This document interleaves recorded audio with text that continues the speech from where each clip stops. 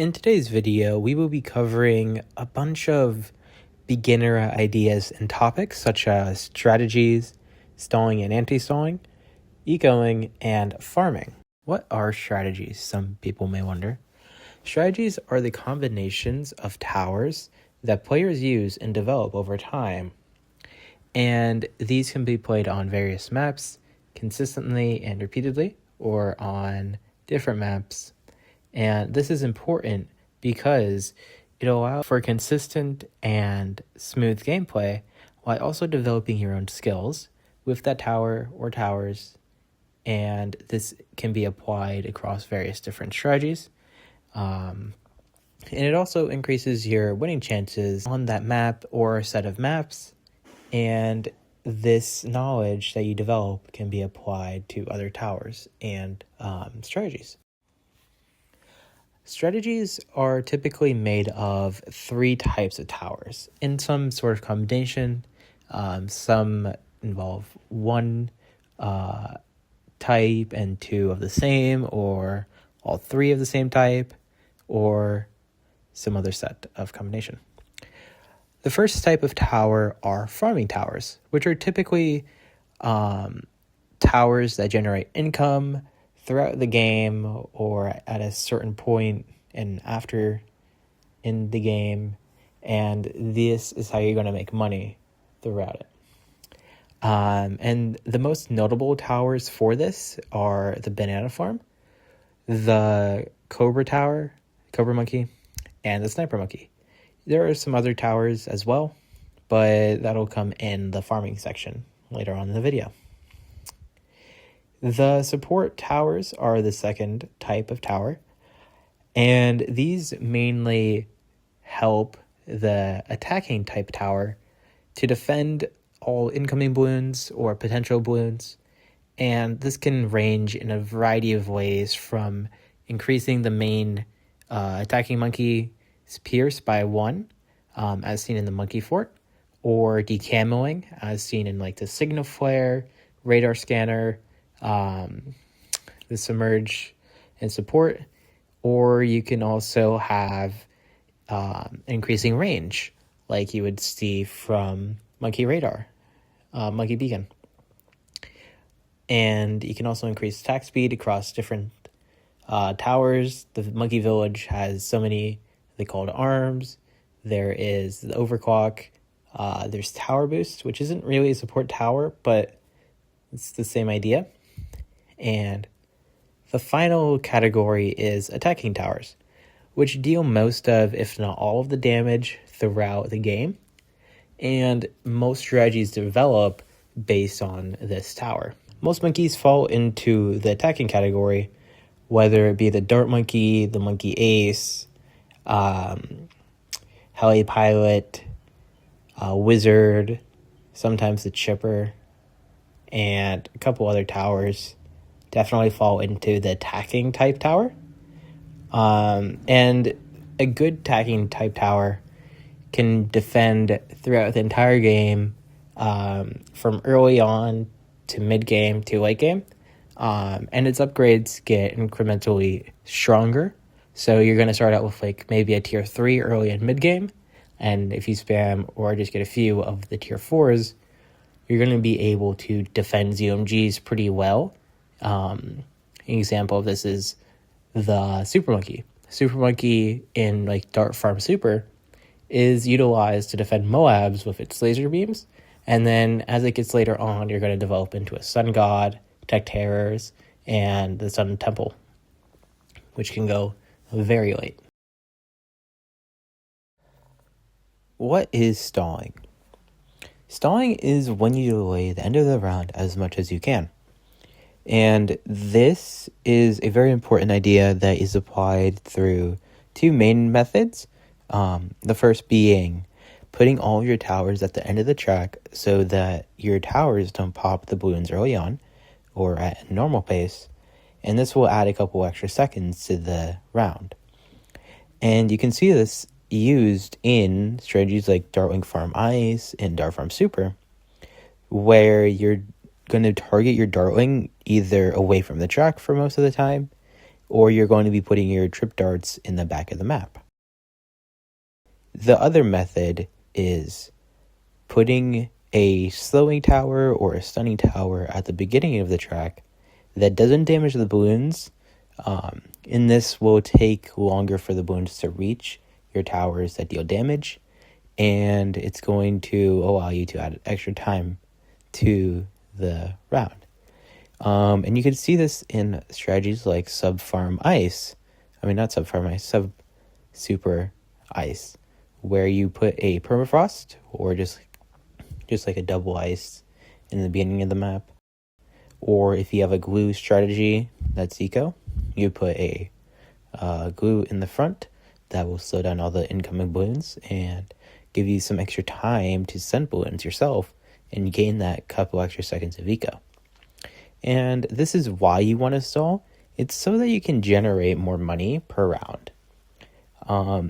If you know banana farms, they generate a set amount of money per round, but eco is time-based. It's not based on rounds. And this is where this idea is applied to. You want to be able to get as long of a round as possible so you can keep sending more and more eco balloons, raising your eco, and it eventually snowballs until, like, if you were doing this for the beginning of the game, maybe you'll have like 800 eco by round 10 compared to the regular like 500. And this is very, very useful on those short or long maps where you're playing an eco strategy. And this is why you will see ice and glue and maybe some other towers that have this ability to slow down balloons in a lot of strategies that are primarily eco. Another being like Ninja Glue Mortar. Ninja Glue Mortar, you can slow down the balloons in the beginning of the game and increase your amount of time per round and eco. Anti-stalling is the opposite of stalling. It's when a player tries to forcibly end the round faster than it normally would. And this is usually used with strategies that don't last long after round 32. And so they have the goal of killing the opponent or draining as much money from the opponent so that they can't defend anything. And a main example of this is NG Farm Spike Factory, which can't defend too many ZMGs late game, and you have the engineers so you're able to rush without having too much to worry about. And this allows you to anti-stall and drain the opponent at the same time. And that can help you win. And the way to anti-stall is by putting your towers at the beginning of the track to pop balloons as soon as possible. And this will end the round quicker and shorten the amount of time per round, allowing your opponent not to have as much money as they normally would if it was just playing normally or stalling out the rounds. Ecoing is when you send fast cooldown balloons that increase your eco. There is an exchange rate of $25 for 1 eco that is held for the majority of balloons. And the purpose of ecoing is to raise your eco as much and as swiftly as possible so that you're able to reinvest it into either your farms, alternate income, defense, or back into more eco. The importance of eco varies based on the strategy you're using and how it gets its income. If you're running a strategy that has no way to generate income, then you're running what's called an eco strategy, meaning it can only get money from ecoing. These usually have the goal of going late game due to the chance to use 3 attacking towers or a strong attacking tower with 2 support, or 2 attacking towers and 1 support. And this gives you an advantage over strategies which use a slot for farming. And an example of this difference would be Sub-Farm Super and Sub-Farm Ice and Sub-Ice Super. Sub-Ice Super is an eco strategy with late game in mind and uses that freed slot from removing farm to bring in the Super Monkey to increase its late game potential at the expense of income generation. Eco strategy's biggest caveat is early and mid-game, where they are lacking money for quick defense if they get rushed. When you know you have a little defense, yet you keep ecoing without worry, this is called over-ecoing, and allows your opponent to rush you whenever you're vulnerable. This is why you will see people stop ecoing round 9-ish to afford defense for round 13 in most strategies. Outside of round 13 rushes, there are also round 16, 18, 20, and 22 rushes that can be major issues if you're not properly prepared. This does depend on your strategy, as some can defend easier than others. The most efficient balloons for eco vary on round until fast cooldown pinks come out. I'll put a table on screen with them.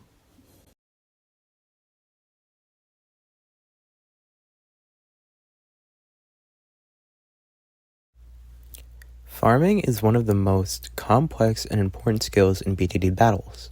The complexity stems from knowing when to or when not to invest in your eco, in your farms, or defense, and determining when to do this can get tricky, so I won't cover it much in this video. A good general rule for when to upgrade your farms is when you have enough defense to handle natural balloons and about $500 on hand after upgrading.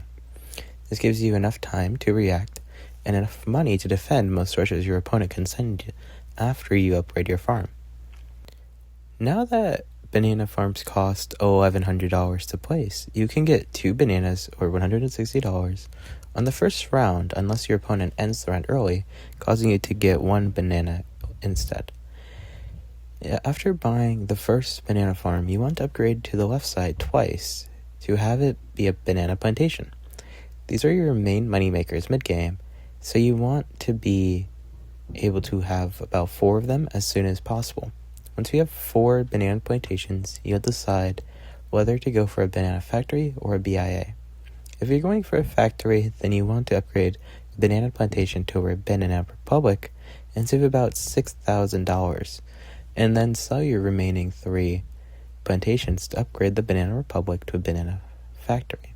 After buying the banana factory, you want to upgrade to a value bananas on it and keep buying more banana factories.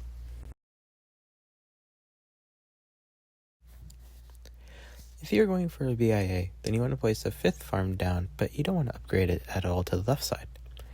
When you have about 2.5k on hand, you want to sell your other 4 plantations and then upgrade your farm that was unupgraded to a right side 4 times, and this will give you your BIA.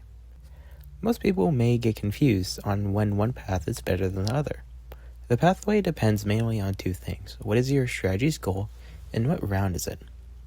When I say strategy goal, I mean, are you trying to kill your opponent quickly, or do you plan to go on a late game?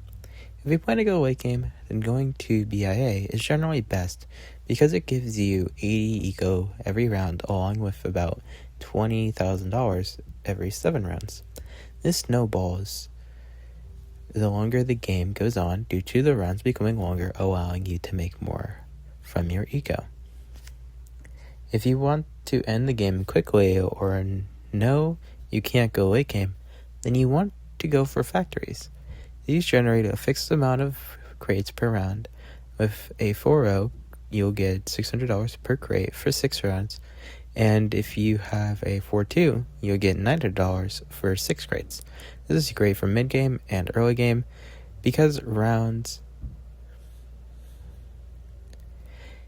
This is great for mid-game and early late game because rounds are quick to end and you'll need money to rush your opponents and buy defenses.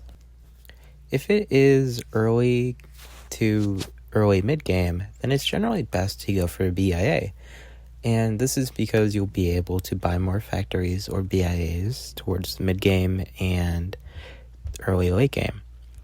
However, if you're already in the middle of mid-game or ending of mid-game, then you kind of want to go for a factory because you're not going to be able to get more eco from the BIA, and that interest generated by the BIA is not going to be satisfactory enough to supply you with money for defenses and rushing by the time you reach the around 30s and further on. Thank you guys for watching, and if you enjoyed this video and would like to see more content like it, leave a like, comment, and subscribe. And if this video does well, I will make a sequel covering more items like ramping, alternate eco, and rushing, and a couple other ideas. And if you have any strategies you'd like me to cover for the Bloons Crash Course series, then also leave a comment and let me know. Thank you guys for watching. I hope you guys enjoyed, and peace out.